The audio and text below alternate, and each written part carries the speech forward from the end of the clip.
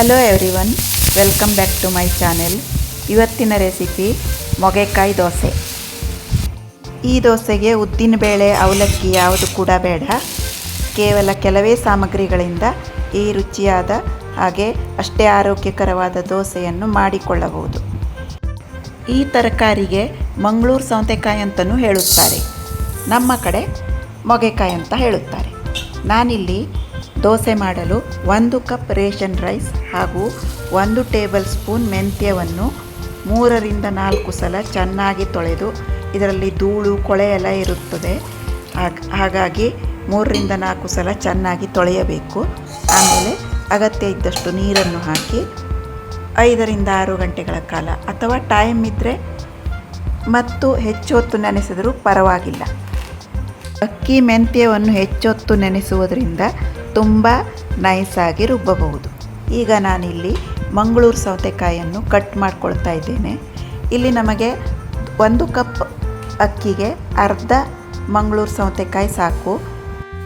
ಮೊಗೆಕಾಯಿ ಸಿಪ್ಪೆ, ಬೀಜ ಹಾಗೂ ತಿರುಳಿನ ಭಾಗವನ್ನು ತೆಗೆದುಹಾಕಿ ಮೊಗೆಕಾಯಿಯಷ್ಟನ್ನೇ ಸಣ್ಣ ಸಣ್ಣ ಹೋಳುಗಳಾಗಿ ಕಟ್ ಮಾಡ್ಕೊಳ್ತಾ ಇದ್ದೇನೆ.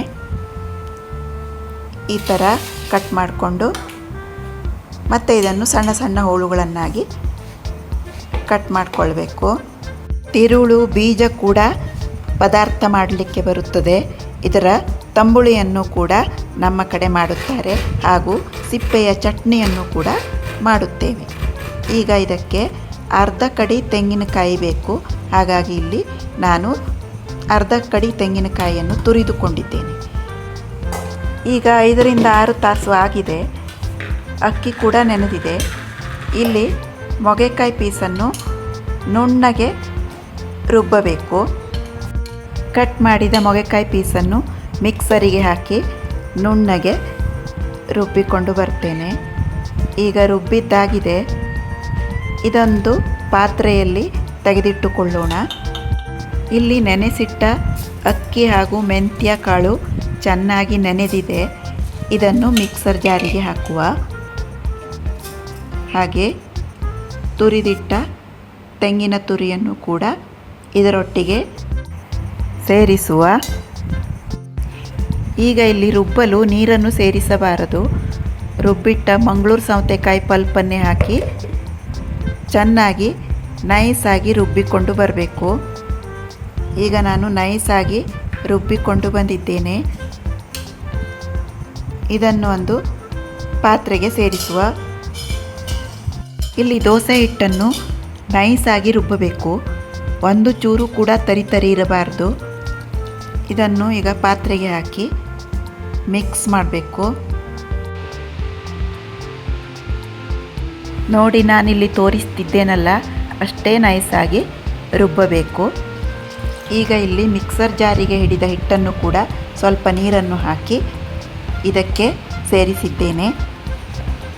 ಇದನ್ನು ಚೆನ್ನಾಗಿ ಮಿಕ್ಸ್ ಮಾಡಿ 7ರಿಂದ 8 ಗಂಟೆಗಳ ಕಾಲ ಅಥವಾ ರಾತ್ರಿ ಇಡೀ ಹುದುಗಲು ಬಿಡಬೇಕು. ಮರುದಿವಸ ಬೆಳಿಗ್ಗೆ ಮುಚ್ಚಳ ತೆಗೆದು ನೋಡುವ. ನೋಡಿ ಎಷ್ಟು ಚೆನ್ನಾಗಿ ಹಿಟ್ಟು ಹುದುಗಿ ಬಂದಿದೆ, ಹುಳಿ ಬಂದಿದೆ. ಈ ಥರ ಬಂದ್ರೇ ದೋಸೆ ಮೆತ್ತಗೆ ಆಗುವುದು. ಈಗ ರುಚಿಗೆ ತಕ್ಕಷ್ಟು ಉಪ್ಪು ಹಾಕಿ ಮಿಕ್ಸ್ ಮಾಡುವ. ಅಗತ್ಯವಿದ್ದಲ್ಲಿ ನೀರನ್ನು ಕೂಡ ಸೇರಿಸಬೇಕು. ಹಿಟ್ಟು ಸ್ವಲ್ಪ ಗಟ್ಟಿ ಅನಿಸಿತು, ಅದಕ್ಕಾಗಿ ನಾನಿಲ್ಲಿ ಸ್ವಲ್ಪ ನೀರನ್ನು ಸೇರಿಸಿ ಹದ ಮಾಡಿಕೊಂಡಿದ್ದೇನೆ. ಇಲ್ಲಿ ನಾನು ತವಾ ಕಾಯಲು ಇಟ್ಟಿದ್ದೆ, ಚೆನ್ನಾಗಿ ಕಾದಿದೆ.